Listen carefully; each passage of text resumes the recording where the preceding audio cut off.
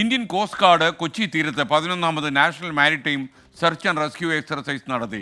തീരദേശ സുരക്ഷയുടെ പ്രാധാന്യം ഉൾക്കൊള്ളുന്ന സാറക് സമ്മേളനത്തിൽ 15ഓളം രാജ്യങ്ങൾ പങ്കെടുത്തു.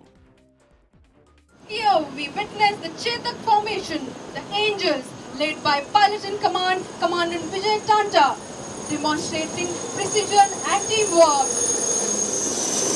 Ladies and gentlemen, the Dornier aircraft formation Falcons, led by Pilot in Command. ആഴക്കടലിൽ നിലംപതിച്ച എയർക്രാഫ്റ്റിനുള്ളിൽ നിന്ന് ആളുകളെ രക്ഷപ്പെടുത്തുന്നത് എങ്ങനെയെന്ന് കാണാം.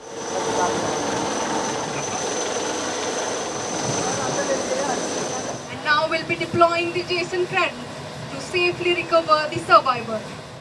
റിമോട്ട് കൺട്രോൾ ലൈഫ് ബോയ് ആണ് കോസ്റ്റ് ഗാർഡിന്റെ പുതിയ കണ്ടുപിടുത്തം. രക്ഷാപ്രവർത്തനം ലൈഫ് ബോയ് നോക്കിക്കോളും, വേറെ ആരും വേണമെന്നില്ല.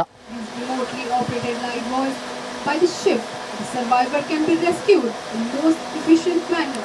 By integrating such innovations, India underscores its commitment to becoming self-sufficient, tech-driven power.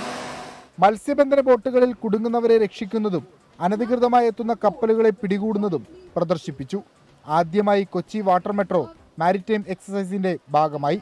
See right ahead, the Kochi Water Metro First Aid Response Boat Garuda with an orange hull. Indian navy, air force, തീരദേശ സുരക്ഷാ വിഭാഗമടക്കം 13ഓളം ഡിപ്പാർട്ട്മെന്റുകൾ coast guard എക്സസൈസിൽ പങ്കെടുത്തു.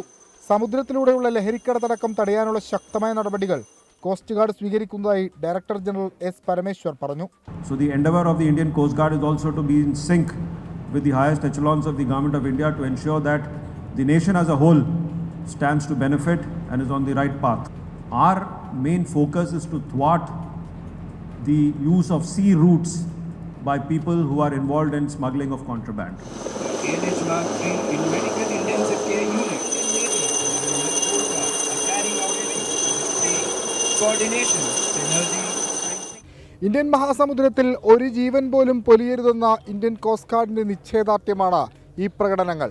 കടലിൽ ഏതു സമയത്തും എപ്പോഴും സുരക്ഷയൊരുക്കി അവർ കാവലുണ്ട്.